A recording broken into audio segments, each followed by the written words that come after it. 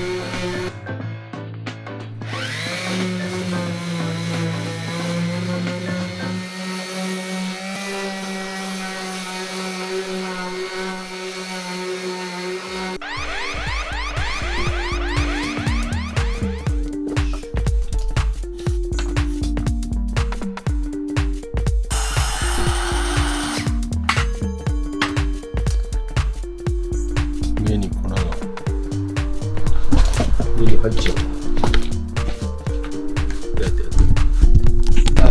ちょっと目の中に木のくず入って取れないですね、洗ったけど。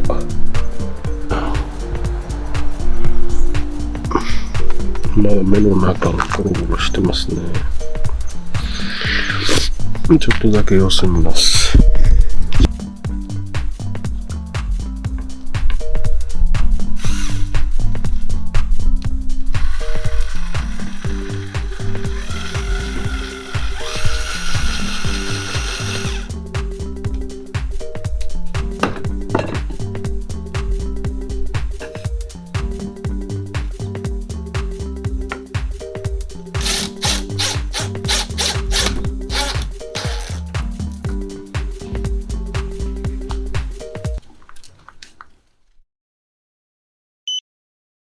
あの後夜も9時ぐらいまでちょっとだいぶこう目に不自由があったんですけど、その前に銭湯で行って散々ねこう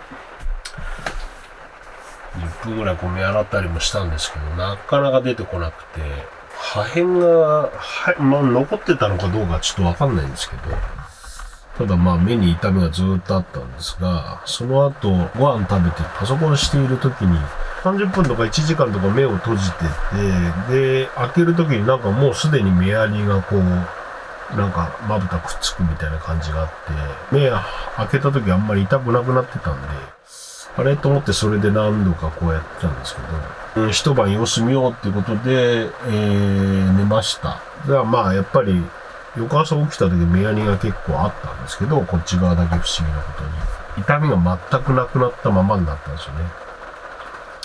人間ってすごい力があるなと思いました。生命の力をちょっと感じました。ずるっといいこと言おうとしたらずるっといっちゃった。ということなんですよ。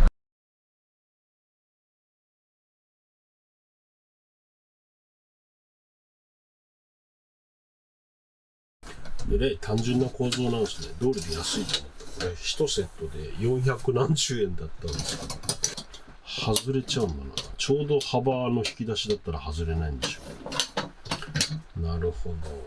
引き出しの中をちょっと作るのはやっぱりより正確性を求められますね。